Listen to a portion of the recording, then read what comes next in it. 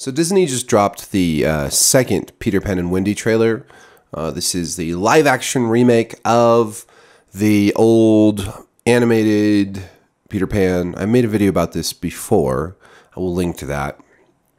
I talked in that video a bit about how I love the old cartoon, but I totally think that parts of it are super racist. Like all the Indian stuff, very racist. The song "Why Is the Red Man Red" and all the way they make them look and talk, except for Tiger Lily.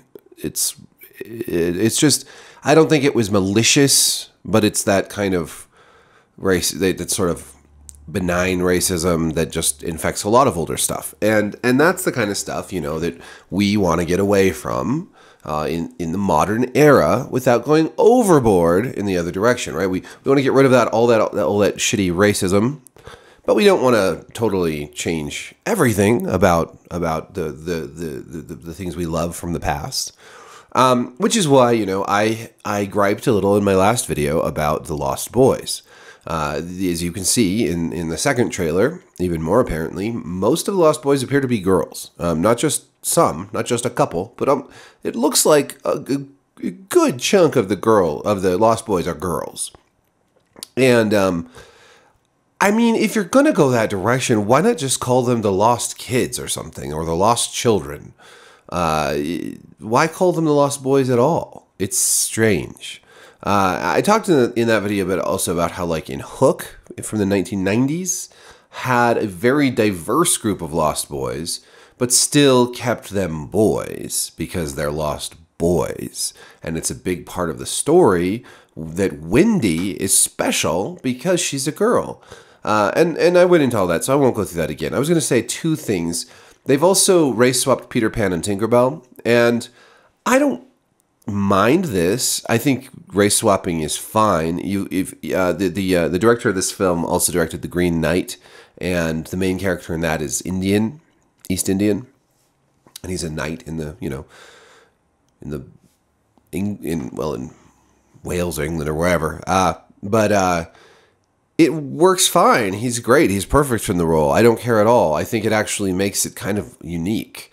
So I don't care about the race swapping here, but I do wonder about some of the choices in the casting and the costume and just the look of the film and beyond just how dark everything looks in that film. The lighting is so dark. The Neverland itself looks like an island off the coast of Scotland rather than like the tropical, colorful, vibrant Neverland we see in pretty much every other adaptation. And I guess maybe that could be cool. It looks like scenery from The Green Knight rather than what I would expect. But it doesn't seem very magical to me. And then when you have Peter Pan and Tinkerbell, they don't seem that magical to me either. And there's a couple things going on here. I think, okay, so Tinkerbell's black, which fine, but she should still have yellow hair. She should still have a yellow glow about her. Like, yes, when they show her in their hands, she's glowing yellow. But when you actually see her, you know, she just doesn't give off Tinkerbell vibes. And I think if you want to cast a black character as Tinkerbell, make her look more like Tinkerbell. Just black, that's fine, cool. But give her make her more of a vibrant fairy. It's just, this is Peter Pan. We're adapting the cartoon Peter Pan to a movie, so make her look more like Tinkerbell. And you know, Tinkerbell, this would also, so, oh, it's such delicate ground we cover. I think it's great that we're adding more diversity to the Disney princess, what do you call it? The Disney princess, the legions of princesses, the Disney princess, I was going to say stable, that sounds terrible. Most of the princesses are super white, right? But we have, you know, Mulan, we've had Mulan, terrible live action movie, but the original movie was good. And she's Chinese, and we've had, you know, the Princess and the Frog, which was a great way to take a story that isn't associated with you know, black or African culture, but make it about, you know, like there was such a clever, it wasn't just a race swap. The Princess and the Frog took that story and plopped it in the South and had it be about, you know, Southern food and this whole culture, and it was such a great way of doing that. And this is, I guess, what I would like to see more of. I don't care that Ariel is black in the live action movie. I think it's sort of silly that they're making Snow White be Latino because she's supposed to be super white. That's her whole name. But whatever. The thing is, it's weird is that if you just start race swapping, then it's like you take the pressure off of Disney to actually make stories like The Princess and the Frog or Mulan, where they actually tell some sort of story that has to do with a different culture or a different background, and it's just a race swap, which is just a color palette, and it doesn't mean anything. I mean, I think it works well as in The Little Mermaid because there is that. It makes Ariel even more exotic in a way. She's not just exotic because she's a mermaid, but because she's a black person in a white kingdom, right? Well, I don't know. Maybe they're just going to make it a super diverse kingdom. But whatever. I think that it can add to the story. I'm going to get back to The Little Mermaid here in a second. But when you start to just race swap every princess, it seems to be, and Tinkerbell, right? Like, it starts to seem like, well, what's going on? Like people grew up with Tinkerbell looking a very, very distinct way, right? Tinkerbell has all those movies and, animated movies that little girls grew up on. And in those movies, there were lots of fairies that were not white. But Tinkerbell has this distinct look. And it might have just been better for a live action to just sort of go with that. Just go with the distinct look. But anyways, you could get there a little closer to that with just making her hair blonde. Or yellow. Bright yellow, not even blonde. Peter Pan himself, I don't know, man. In both trailers, I just don't like him. I hate to say this about a kid. He's a 16-year-old kid. He seems too old. He seems too old and not Peter Pan-ish enough, not Puckish enough. Like, Peter Pan is supposed to be kind of a rascal, a rapscallion, and I just don't get that vibe. I don't know. Maybe it's just that age where kids are like in adolescence and boys, their voices are changing and stuff. It's just kind of so awkward. And it almost feels like just a little bit younger would have been better. Or maybe just somebody that projects a little more of that like troublemaker vibe. I don't know. I just don't get that vibe from this Peter Pan. And again, that has nothing to do with the race swapping at all. I don't think that's a problem. I just think that you still have to cast Peter Pan in a way that makes him feel like a wild child, right? He's a wild, misbehaved. I said puckish already, but that is the best word to describe him. Puckish, troublemaking, kind of an asshole. So when he says in both trailers, were you expecting someone else? I mean, I guess I kind of was, and just somebody that gave off more Peter Pan vibes. I also think okay, that's a lie. I think Jude Law is fine and he does some good work, but boy, it's going to be hard to beat Jason Isaac as Hook. He was a great Hook, and of course, Hook itself, the movie, is still my favorite Peter Pan, and they're never going to top it. I'll be interested to see how this compares to 2003's. I think I might have to watch them back to back and really compare notes. 2003 I liked, but I think I was a little older than the age where you fall in love with a movie like that, so it was fine. Moving on to The Little Mermaid. That also has a new trailer. It looks fine. I don't have too many complaints other than, again, it seems like the cinematography is just dark a lot of the time, and you lose some of the colorful vibrance of the cartoons. And you say, well, it's live action, so it's not... But yeah, but you could make live action very colorful. A lot of directors do that in their movies. I mean, look at the Alice in Wonderland movies. They're very colorful, very otherworldly. And I know that's Tim Burton, and those are a mixed bag. But still, Alan Menken, he is the songwriter for The Little Mermaid, and he has done a bunch of stuff. Alan Menken is one of my favorite composers / songwriters, whatever. He, has been responsible for a bunch of the best Disney movies, like The Little Mermaid, and Aladdin and whatnot. He also did the music for the absolutely wonderful show Gallivant, which I don't know if you've seen that, but it's hilarious, totally worth watching. Lots of funny Disney-esque songs, but a little more adult. And he did, he's did the music for, or at least collaborated on the music for all these movies, including Enchanted. He says that the songs Kiss the Girl, and Poor Unfortunate Souls are both being updated to change the lyrics to include consent. So here's the first one. There are some lyrics in Kiss the Girl because people have gotten very sensitive about the idea that Prince Eric would in any way force himself on Ariel, Menken said in an interview with Vanity Fair. Oh, God. This is so ridiculous. I know that we live in an era where apparently the only way to consent is to say it out loud, right? We've moved past the very reasonable era of no means no to yes means yes, which means apparently if you can't talk and you don't know sign language, you are literally incapable of consenting, which is crazy. Nonverbal consent is actually a thing. I mean, I think a lot of people who begin kissing or making out don't go through the whole process of consent first. It is implied very strongly by, the desire present in the room. Obviously, sex is a landmine field, and you may have two people who disagree on what happened, or like somebody they get the wrong message, they lean in for the kiss, and then the other person is like, whoa, stop. I get that. That's all part of life, right? But in this scene, Ariel is wanting Eric to kiss her, but she can't say it because she's had her voice taken away. And Prince Eric, nice name, spelled wrong, but nice name, is just kind of too dumb or too shy or whatever, just not quite sure of himself enough to pick up on the message. And that's why you have Sebastian and the Seagull and all them singing the lyrics, some of which are like, yes, you want her. Look at her, you know you do. Possible she wants you too. There's one way to ask her. It don't take a word, not a single word. Go on and kiss the girl. I actually learned to play this song, and we played it at my friend Heather's wedding right before they kissed, and it was a very, very sweet moment.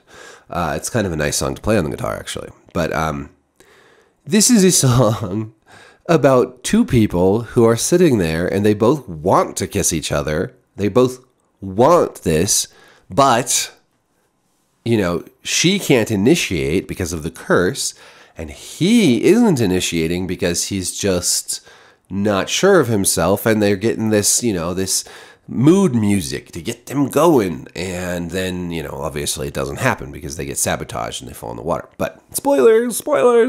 The idea that you would need to take this song where it is so obvious that Ariel wants him to kiss her and update the lyrics to include consent, it's fucking crazy. How does this actually apply to the real world? It's just mind-boggling.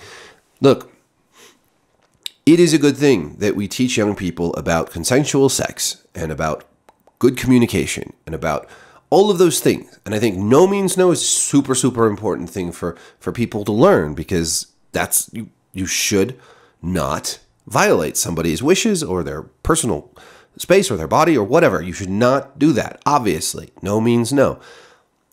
But yes means yes is a totally different question, because on paper, you might say that this makes sense, but in the real world, when somebody's out on a date, when somebody's walking somebody home, in all these situations people find themselves in, like, I swear to God, there's a hilarious scene in The White Lotus season 2 where one of the characters asks another one, "Can I kiss you?"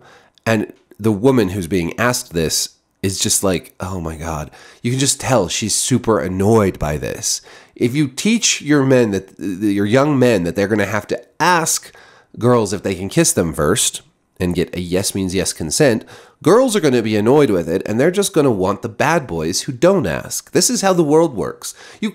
So much of what I talk about on this channel, I think, is just me pointing out how the world works as opposed to how these utopians want it to work. And you can't change human nature. I made this whole video yesterday about how boys and men like Star Wars and superhero comics and D&D and all this stuff more than girls and women do. And some people say, oh, well, that's just social conditioning. That's just these artificial social norms that have conditioned women to not like these things, conditioned men to like these things. And I say, okay, to some degree, that is true, but also bullshit. Women are different than men. They like different things than men, broadly speaking. Obviously, everybody's a little different. I've known plenty of women who hate cooking. I love cooking. You know, obviously there's some social, like, gender expectations of the past that are bullshit also, right? Like a woman's place is in the home. That's bullshit. I think actually there's the opposite side of that, which is that the fact that we live in a world that requires both parents to work now just to afford things is a sort of corporate capitalistic hellscape, and maybe we should question that also, but right. Anyways, the fact of the matter is, social norms aside, men and women like different things, broadly speaking. And that's just the way the world works. And in the real world, consent, while very important, is not always super, super clear. And it's never going to be. Never. It is never, ever, ever, ever, ever going to be 100% clear 100% of the time. Because it goes against human nature. It goes against the sex drive. It goes against two people being spontaneous. On a date, on going out. Those things happen spontaneously, and it's a very instinctual, base thing that occurs between two people who are attracted to each other. And here in this scene, the awkwardness is preventing them from doing what they both want to do. The consent is obviously there. Ariel, we've already know at this point in time that she wants to be kissed. Changing the lyric to say that explicitly is ridiculous, and it's just a sign of this, I think, this social justice movement that, with all good intentions, has just taken things too far, to the point where I think the thing that it starts to rub people wrong, or at least me wrong, is when it does start to go against basic tenets of human nature and of what makes us human in the first place. The second song, Poor Unfortunate Souls, is what Ursula, the evil sea queen, Ursula the witch, sings, right? So here's what Mencken says. He seems a little annoyed by these things, doesn't he? Like in his first quote, he said, I'm going to read it again. There are some lyric changes in Kiss the Girl because people have gotten very sensitive about the idea that Prince Eric would in any way force himself on Ariel. People have gotten very sensitive, he says, kind of like, hey, these dumb motherfuckers and their stupid sensitivity. What are you going to do? Okay. Poor Unfortunate Souls has also been revised, Mencken said, because the original contained lines that might make young girls somehow feel that they shouldn't speak out of turn, even though Ursula is clearly manipulating Ariel to give up her voice. He sounds kind of annoyed. He's like, these asshole suits at Disney are concerned that young girls might somehow feel they shouldn't speak out of turn, even though Ursula is the bad guy and is clearly manipulating Ariel, and the 3-year-old can tell that she is evil. And why do we have to change what was perfect already just to appease these motherfuckers? Yeah. Sorry. I'm kidding. I'm channeling Alan Menken's annoyed self here. Okay. Here's some lines that might be changed. We don't know exactly what's being changed yet, but here's some lines. The men up there don't like a lot of blabber. They think a girl who gossips is a bore. Yet on land it's much preferred for ladies not to say a word, and after all, what is idle babble for? Ursula advises Ariel, it's she who holds her tongue who gets a man. Now, the frustrating thing about this, as Mencken subtly points out, Ursula is the bad guy. The things she's saying are already implied strongly to be bad. We're not listening to her say these things and thinking, gosh, she's right. She makes a great point. No, we're watching this movie and listening to these lyrics and thinking, she's an evil witch queen who's tricking our hero. And this is going to be, don't do it, Ariel, don't do it. Don't listen to the evil witch queen. What are we going to do? Change Ursula to not say these evil, horrible things? What does that do to the story, man? It's like on the Pirates of the Caribbean ride. I'm sure I've talked about this before, but it's like in the past, there was this bit on the ride where the pirates were raiding some village. And you saw the first pirate was chasing this woman in a circle. And then there was another pirate chasing another woman in a circle. I don't remember how many, 2 or 3. And at the end of this line of pirates chasing women, there was a woman chasing a pirate. She was a burly, strong, big-boned lady chasing a pirate. And that's funny. That's a punchline. That's a fucking joke. You have the pirates chasing the women, and then boom, you've got the woman chasing the pirate. That's a joke. It's funny. Now, if you go on the Pirates of the Caribbean, it's just women chasing pirates. There's nothing funny about that. Why is that funny? There's no punchline. It's all punchline. You can't have a punchline without a setup for the punchline. This is another problem. Not only does this stuff go against human nature, it goes against humor. There's nothing funny in this boorish, scoldy, censorious fucking crew of just the most corporate milquetoast motherfuckers you've ever met. Pardon my French. I swear to God, it's not... I keep saying this. I want the world to be a better place. I want it to be more just. I want more diversity and representation. I want all these things. And I do not want them at the cost of good storytelling, funny jokes. I don't want them if it means that everything we have to consume is bland and boring and safe. Like, we're supposed to be consuming things that are dangerous, that make us think, that make us laugh, that entertain us. This is why I'm also annoyed a lot of the times with people who just call everything woke. Oh, that's woke. Because what? Because there was a female barbarian in the D&D movie? That's woke now? No, that isn't what makes it woke. What makes these things woke, if you want to call it that, fairly useless term at this point, is this drive towards making things safe, towards making, not just having like female protagonists, but having female protagonists who can do no wrong, who aren't flawed, who have no depth or dimension to them, you know? Who are perfect in every way and tougher than all the men, and all the men are idiots. That's not interesting, right? I really like the movie True Romance with Patricia Arquette and Christian Slater. There's a scene in that. I mean, first of all, we got our two main characters are super flawed. I mean, one's a call girl, the other guy works at a comic book store. They're way out of their depth in this crime movie. And there's a scene where the actor who plays Tony Soprano beats up Patricia Arquette's character, and it's horrible. It's a horrifying scene.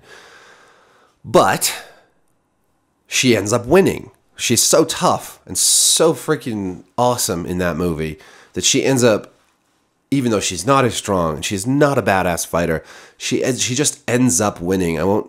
I guess this is already a spoiler, but you have to have... That's a strong female character in my book. Someone who, not just because she beat him up, but because she's so resilient, even in the face of just like overwhelming awfulness and power from this evil man. It's so much more compelling, that scene, than something like in the Peacemaker show when the chick like just gets insulted by a guy and then like proceeds to beat the shit out of him. And we're supposed to think that is strength when it really just comes across as like toxic masculinity in a girl. I am far afield here, just having a rambly day. I drank some coffee, and sometimes that really sets me off. So, Peter Pan and Wendy, The Little Mermaid. Will they be any good? Time will tell.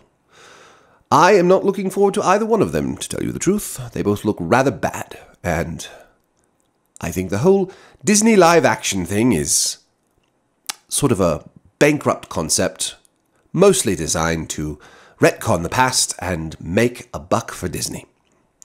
If these movies had been the originals, rather than remakes, I think nobody would care about them. They would certainly not be classics. As far as I'm concerned, the only one I've really genuinely liked so far has been Beauty and the Beast. But the original Beauty and the Beast cartoon is unparalleled. It's the best one they've ever made.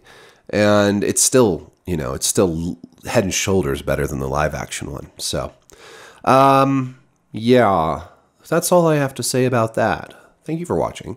Like, subscribe, hit the notification bell. That's your homework, just those 3 things.